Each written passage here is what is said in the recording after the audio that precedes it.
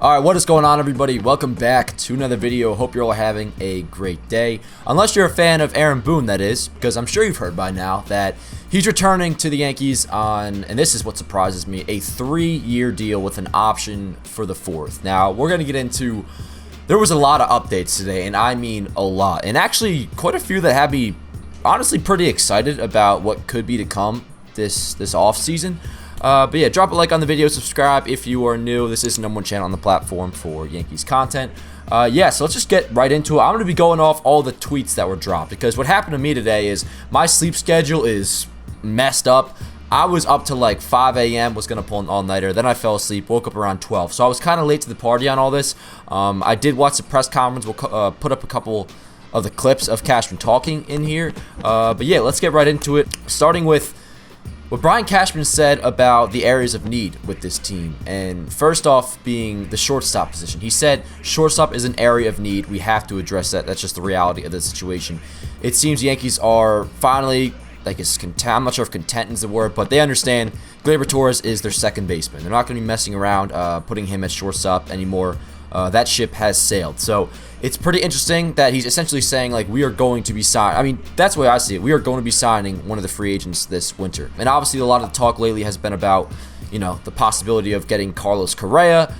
As you guys know, I've actually, at first, I was totally opposed to it, and for the fact that I didn't think there was a chance it would happen anyways, I'm starting to come around a little bit. I have officially come around. I am for signing Carlos Correa. I understand if you are not, I'm not going to be going at you because you have a different opinion in that sense. It is a total understandable thing to be opposed to signing Carlos Correa. But speaking of that, Brian Cashman on the trade market / free agents, he said, we will be open-minded to anything and everything on this roster, as we should be. So that kind of has me thinking that Carlos Correa is a possibility. I mean, I feel like Cashman probably had him in mind when saying that.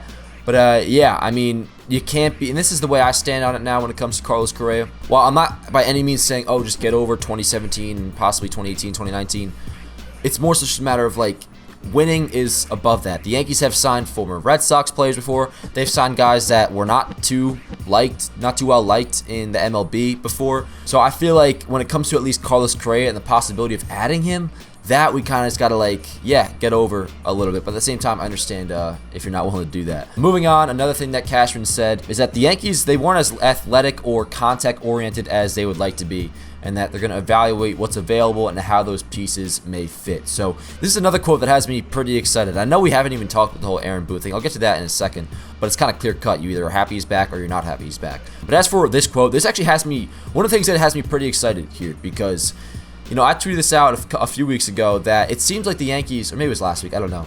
It seems like the Yankees are finally starting to realize after this past year, like, what went wrong. Not only with last year, 2021, but, like, with this core as a whole, like, why they haven't went to or won a World Series. It seems they're finally starting to realize issues that they've had, and hopefully they're going to start addressing these issues. Another interesting quote, he was asked if Gary Sanchez, if he sees him as a starting catcher in 2022. He said, we'll see. Ultimately, we'll have to evaluate the marketplace at every position. I'm going to play the clip of him talking about this because he actually kind of praised Gary, as he should when it comes to his work ethic.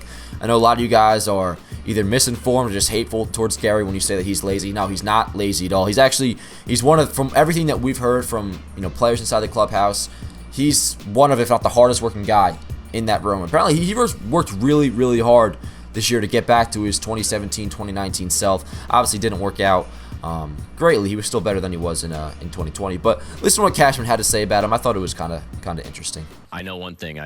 I know Gary has worked his tail off. Gary has been so committed. I am, you know, I know at times the results might not, you know, be there, but I am proud of the fact that you got a guy with a lot of heart, a lot of care, a lot of effort, and then sometimes, obviously, if something happens, it blows up on it magnifies it and takes people back, and understandably so, to maybe some years gone by.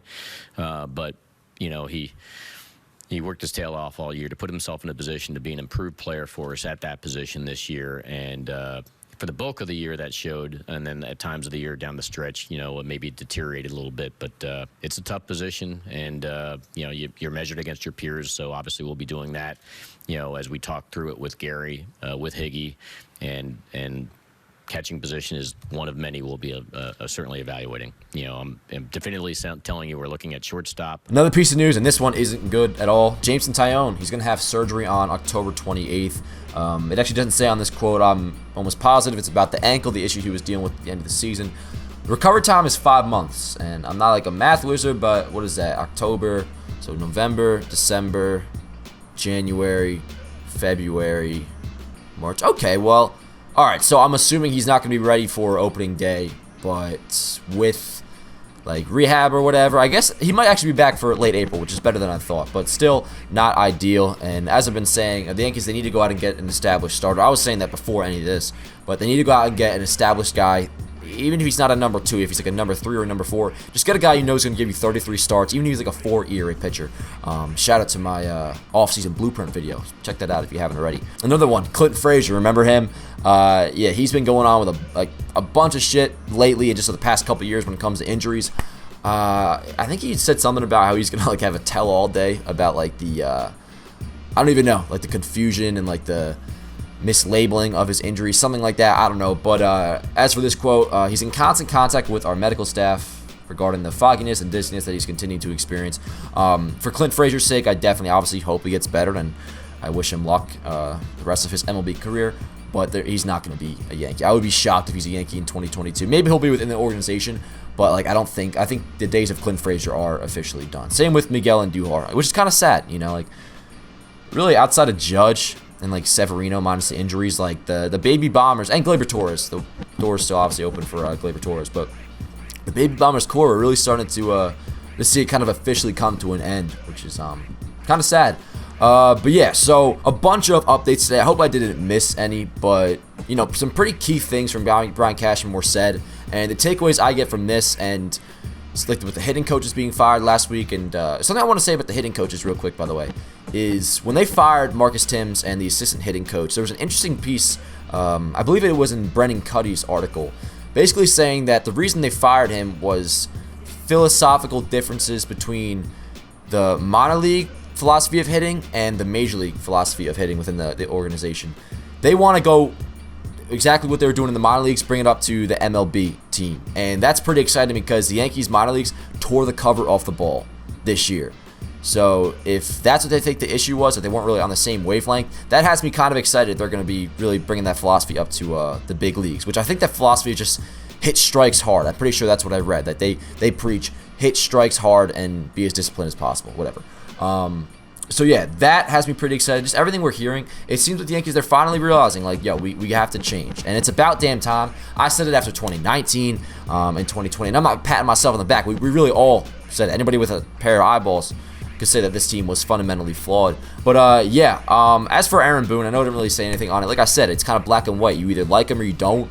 I didn't think Boone was a terrible manager. Honestly, his in-game decisions I actually trust. For him, it's more so was a sense of urgency that was the issue this year. Because when we saw it, like when Boone felt he had a sense of urgency, which is like the last month of the season, his in-game execution was actually pretty good. Like we saw, he knows how to manage a bullpen. That is clear. You cannot dispute Aaron Boone knows how to manage a bullpen.